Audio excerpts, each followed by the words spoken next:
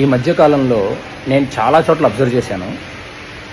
దేవాలయాల్లో పనిచేసే అర్చకులకి, బయట పురోహితం చేసే పురోహితులకి, వేద పండితులకి గౌరవం అనేది లేదు. అసలు గుడికి వస్తారు, ఇష్టం వచ్చినట్టు మాట్లాడతారు.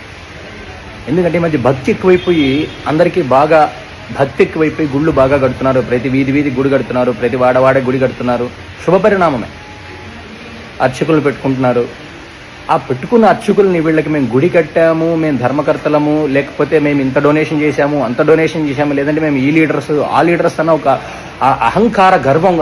అహంకారంతో గర్వంతో అర్చకుల్ని ఎలా పడితే అలా మాట్లాడడము, అర్చకులని ఎలా పడితే, ఆ గుళ్ళో పనిచేసే అర్చకుల్ని ఎలా పడితే అలా మాట్లాడడము చాలా అంటే చాలా దారుణంగా చేస్తున్నారు. అవన్నీ శుభపరిణామం కాదు. అలా చేయకూడదు. అతను ఏమైనా తప్పు చేసి ఉండొచ్చు గాక, అతని పాపాన్ని అతనే పోతాడు. అతను ఒక బ్రాహ్మడు, ఒక అర్చకుడు, ముఖ్యంగా ఒక బ్రాహ్మడు, ఒక అర్చకుడు. దేవాలయంలో భగవంతుడికి ఉదయం నుంచి రాత్రి వరకు అన్ని ఉపచారాలు చేసి మీరందరూ బాగుండాలని చెప్పి మీ గోత్రనామాలు చెప్పి పూజలు చేసే అర్చకుడు, భగవంతుడికి ప్రతినిత్యం అన్ని ఉపచారాలు చేసే అర్చకుడు. అటువంటి అర్చకుడికి మీరు ఇష్టం వచ్చినట్టు మాట్లాడి అగౌరవపరుస్తారా? ఇదేనా మీ పెద్దలు, మీ పూర్వీకులు మీకు నేర్పించిన సంస్కృతి సంప్రదాయం? ఇందుకోసమా మీరు గొప్పలు చెప్పుకొని గుళ్ళు కట్టుకునేది? ఇందుకోసమా మీరు గొప్పగా పెద్ద పెద్ద దేవాలయాలు కట్టామని చెప్పి శిలాపథకాలు వేయించుకునేది?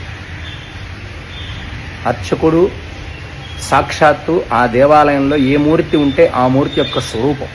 శివుడు ఉంటే శివుడి యొక్క స్వరూపం, శ్రీ మహావిష్ణు ఉంటే శ్రీ మహావిష్ణు యొక్క స్వరూపం.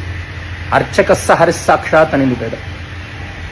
ఆ విగ్రహం మాట్లాడదు, అర్చకుడి రూపంలో మాట్లాడతారు. ఆ విగ్రహము అర్చకుడి రూపంలో మాట్లాడుతుంది.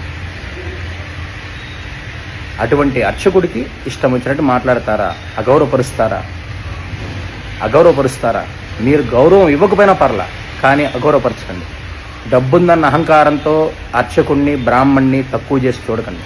అలాగే పురోహితం చేసే వాళ్ళైనా కూడా చాలా అంటే చాలా తక్కువ చేసి మాట్లాడుతుంటారు. నేను చాలా చోట్ల అబ్జర్వ్ చేశాను. ఇది చాలా అంటే చాలా తప్పు. మీరు పుట్టినప్పటి నుంచి చచ్చిపోయే వరకు, చచ్చిపోయిన తర్వాత కూడా ప్రతి కర్మ మీకు చేసేది పురోహితుడే. గుర్తుంచుకోండి. నామకరణం దగ్గర నుంచి, అన్నప్రాసన దగ్గర నుంచి, చౌళం దగ్గర నుంచి, ప్రతిదీ, సీమంతం దగ్గర నుంచి, వివాహం దగ్గర నుంచి, ఉపనయనం దగ్గర నుంచి, ప్రతి సంస్కారం, చనిపోయిన తర్వాత జరిగే సంస్కారాలు కూడా, పెదకర్మ చినకర్మ అన్నీ చేసేది ఆ పురోహితుడే, బ్రాహ్మడే. తక్కువ చేసి మాత్రం చూడకండి. అతను 12 సంవత్సరాలు 8 సంవత్సరాలు ఒక కోర్సు కుటుంబానికి దూరంగా ఉండి నేర్చుకుంటున్నాడు. బ్రాహ్మణ్ణి తక్కువ చేసి చూడకండి. చాలా అంటే చాలా తప్పది.